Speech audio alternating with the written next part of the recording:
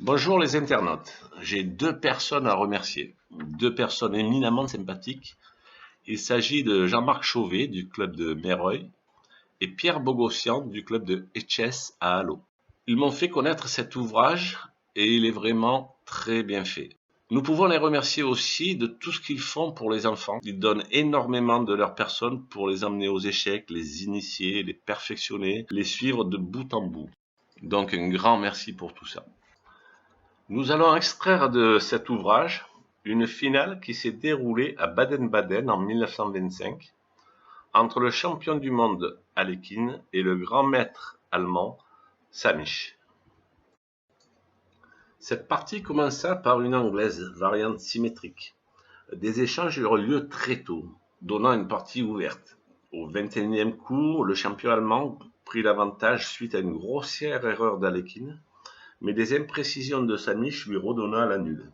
Et quelques imprécisions encore plus tard, Alekhine prit l'avantage. Deux versions de cette finale, l'une de Silman et l'autre de la database. Vous verrez la partie intégrale en fin de vidéo. La version intégrale, il y a eu quelques coups inutiles, donc Silman a certainement donné sa version après une analyse approfondie. Voyons voir comment se négocia cette finale. Dame D4. Par ce coup et le suivant, dit Alekhine, les blancs ont choisi le plan gagnant qui consiste à attaquer à l'aile roi. Le pion B ne doit être poussé plus tard que lorsque l'échange des dames aura eu lieu. Donc, dame E7 pour se prémunir d'un échec et fou D3. Le fou attaque les pions à l'aile roi. Dame C7 et G4. On n'a pas peur de la prise du pion parce que sur dame prend pion, dame échec et cavalier est perdu. Donc les noirs ne peuvent pas prendre en H2, cavalier B6 et H4. Roi F7, H5. On continue le travail de sape à l'aile roi. Là, les noirs auraient dû jouer dame C6 et laisser prendre le pion. Ainsi, mais ils ont choisi de prendre. C'est une imprécision et ça crée une nouvelle faiblesse sur la colonne H. Pion prend et dame C6. Un peu tard. Là, il y avait plusieurs possibilités. Dame E4 par exemple, mais l'échange des dames serait intervenu un peu trop tôt. Dame prend, fou prend et le pion se serait soustrait à l'action du fou, ce qui serait préjudiciable.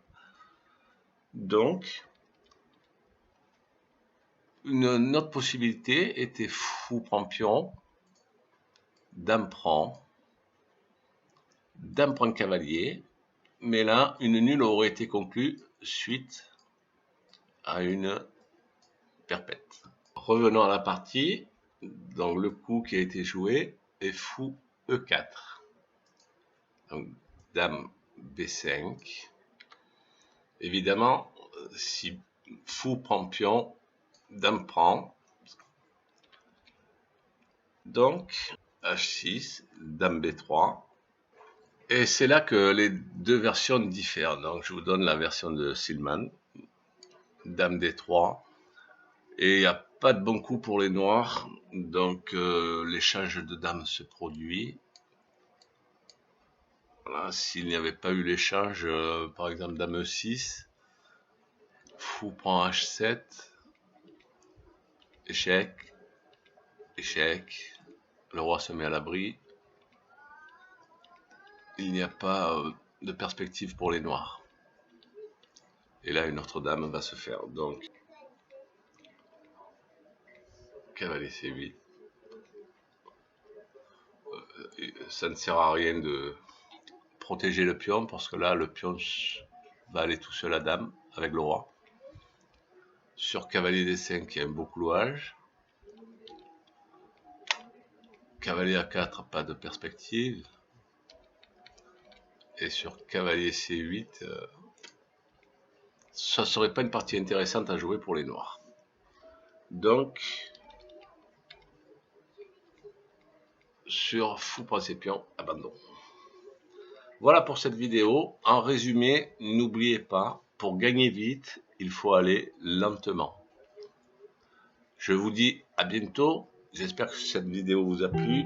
N'hésitez pas à laisser des commentaires, et éventuellement un like, juste pour encourager. Merci. Au revoir.